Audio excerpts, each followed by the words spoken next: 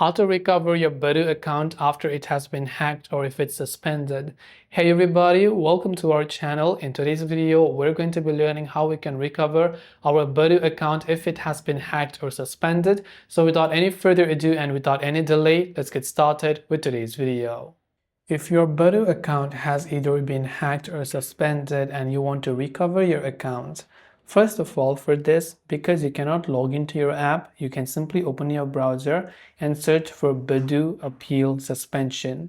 So when you do that, you'll find the first contact link from Badoo that says Contact Badoo. So we will tap on that first link over there. And here you can see a couple of options. Directly on the Help Center, tap on Get Help button. From Get Help, you'll be able to accept a couple of options right here. So you can see ask a certain question about your profile, report a problem, report a safety concern, select that. Type in your email, your name, number, and type in your message and attach a few screenshots if possible. Then tap on the send button to basically wait until Badoo responds to you. So I hope this video helped you out. If you have got any further questions, do feel free to leave them down below. Thanks for watching till the very end and see you soon in the next video.